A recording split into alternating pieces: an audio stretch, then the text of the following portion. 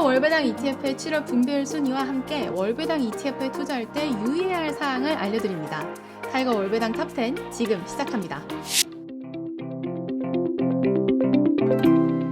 안녕하세요. 타이거 ETF 김수정입니다. 흔들리는 주가 속에서 안정감을 느끼고 싶은 요즘, 월배당 ETF를 효율적으로 활용하는 투자자들이 늘고 있는데요. 7월 말 기준 분배율이 가장 높았던 ETF부터 알아보겠습니다. 1위는 1.25%의 분배율을 기록한 타이거 미국 나스닥 100 플러스 15% 프리미엄 초단기 ETF가 차지했습니다. 6월에 출시된 상품이자 역대 ETF 중 상장 당일 개인 투자자에게 가장 많이 팔린 기록을 보유한 상품인데요. 유명한 만큼 이름값을 하는 ETF로 월배당 탑10 내 1위를 차지했습니다. 최근 나스닥 100 지수가 흔들리고 있는데요. 이런 상황에서는 콜옵션 매도를 통해 얻은 옵션 프리미엄을 월배당 재원으로 활용해 미래의 불확실성을 현재의 확실한 현금 가치로 전환하는 방법도 생각해 볼 수 있겠습니다. 2위는 1.05%의 분배율을 기록한 타이거 미국 30년 국채 프리미엄 액티브 ETF가 차지했습니다. 미 연준은 7월 FOMC에서 시장의 예상대로 오는 9월 금리를 인하할 가능성을 시사했죠. 제롬 파월 연준 의장은 2분기 물가지표가 목표치인 2%를 향해 가고 있다는 확신을 강화했다고 말했는데요. 고대하던 금리 인하가 코앞으로 다가오면서 미국 장기채 가격의 상승이 기대되고 있습니다. 문제는 치열한 미국 대선 다툼으로 변동성이 계속 이어질 것이라는 건데요. 불확실성 속에서 배당금을 누리면서 본격적인 채권 가격 상승을 기다리고 싶은 투자자라면 타이거 미국 30년 국채 프리미엄 액티브 ETF가 투자 대안이 될 수 있을 것 같네요. 나스닥 100 초단기 ETF와 함께 타이거 미국 S&P 500 플러스 10% 프리미엄 초단기 ETF도 상위권에 이름을 올렸습니다. 이 상품은 미국 S&P 500 지수의 상승과 월배당을 동시에 누릴 수 있는 상품인데요. 콜옵션 매도 비중을 10% 내외로 줄이는 타겟 프리미엄 전략을 활용해 S&P 500 지수 상승에 최대한 참여할 수 있는 것이 장점이죠. 은퇴 전에는 분배금을 재투자해 S&P 500 지수와 비슷한 흐름으로 따라가다가 은퇴 후에는 매월 지급되는 월 분배금을 현금처럼 활용할 수 있어 은퇴 자금 관리에 매력적인 상품이라 하겠습니다. 월배당 ETF에 대한 궁금증 매달 한 가지씩 골라 해결해보는 시간입니다.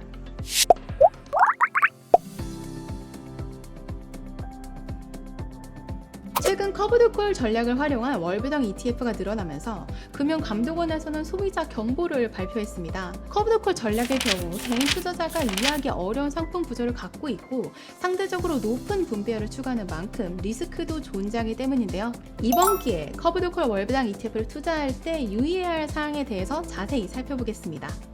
첫째, ETF 종목명에 기재된 목표 분배율은 확정된 것이 아닙니다. 말 그대로 목표로 하는 분배율이죠. 국내 상장된 대부분의 커브드콜 월배당 ETF는 플러스 7%, 플러스 10%, 플러스 15% 등의 숫자가 이름에 들어가 있는데요. 이러한 타겟 프리미엄이 과도하게 책정되었거나 추종하는 기초지수가 낮은 성장률을 보일 경우 ETF 가격이 지지부진할 가능성이 있습니다. 최악의 경우 ETF의 나부가 내가 매수했던 가격 대비 낮아질 수도 있고요. 따라서 커브드콜 월배당 ETF를 선택할 때는 적정한 프리미엄이 책정되었는지를 확인해야 하는데요. 과거의 데이터가 미래 수익률을 보장하지는 않지만 추종하는 기초지수의 연평균 수익률을 참고해 볼 수는 있습니다. 예를 들어 2010년 이후 나스닥 100 지수의 연평균 성장률은 약 19%였고 1970년 이후 S&P 500의 연평균 성장률은 약 10%였습니다. 이보다 높은 연간 프리미엄을 책정하는 것은 다소 과하다고 볼 수 있는 거죠. 둘째, 상품명에 포함된 프리미엄은 더 우수한 수익률을 보장한다는 의미는 아닙니다. 커브드콜 월배당 ETF는 콜옵션을 매도해서 수취하는 옵션 프리미엄을 분배금 재원으로 하고 타겟 프리미엄 전략을 사용하기 때문에 상품명에 프리미엄이라는 단어가 들어가게 된 거죠. 셋째, 커브드콜 ETF는 비대칭적 손익구조를 가집니다. 기초자산이 상승하는 경우 수익 상방이 제한되기 때문에 개별 기초자산보다 수익률이 낮을 수 있는 반면 기초자산이 하락할 경우에는 하방 제한이 없기 때문에 회복 시간이 상대적으로 길어질 수 있어요. 그래프를 통해 자세히 살펴볼까요? 나스닥 100 지수와 나스닥 100 지수를 기초로 커브드콜 전략을 100% 활용한 ETF 성과를 비교해보면 기본적으로 커브드콜 ETF는 기초자산 대비 상승이 제한된다는 것을 알 수 있습니다. 특히 두 지수 모두 상승과 하락장에서는 움직이는 모습은 비슷하지만 하락 후 전고점 회복에 도달하는 시간은 확실하게 차이가 나죠. 나스닥 100 지수는 몇 달 만에 전고점을 회복하고 상승하는 반면 커브드콜 ETF는 전고점 회복까지 긴 시간이 소요되고요. 분배금을 재투자하는 경우에도 성과는 우상향하지만 강력한 상승장에서의 충분한 상승 효과를 누리지 못하는 걸 볼 수 있습니다. 하지만 이러한 비대칭적 손익 구조도 어떤 커브드콜 전략을 활용하는지에 따라 달라질 수 있습니다.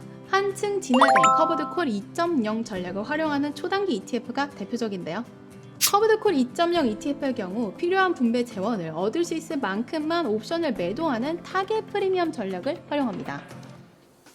또한 기존의 월간, 주간 옵션이 아닌 데일리, 초단기 옵션을 활용하죠.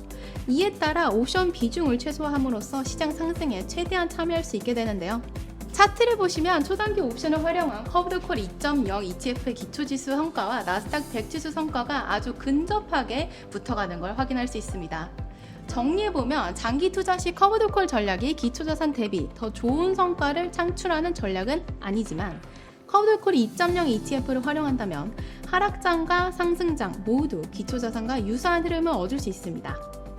넷째, ETF의 기초지수와 옵션의 기초자산이 다를 경우 변동성이 확대될 수 있습니다.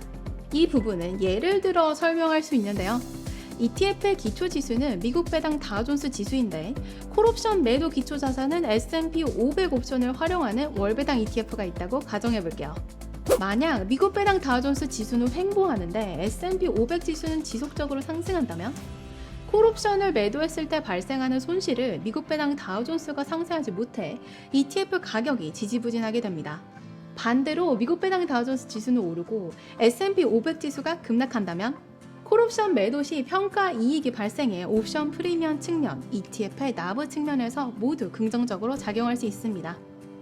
이처럼 ETF의 기초지수와 콜옵션의 기초자산이 다른 월배당 ETF의 경우 내가 예측한 성과와 차이가 날 수 있다는 점을 기억해 두시면 좋을 것 같습니다.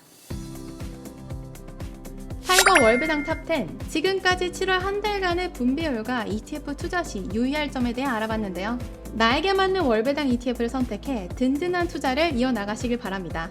다음 시간에 뵐게요. 감사합니다.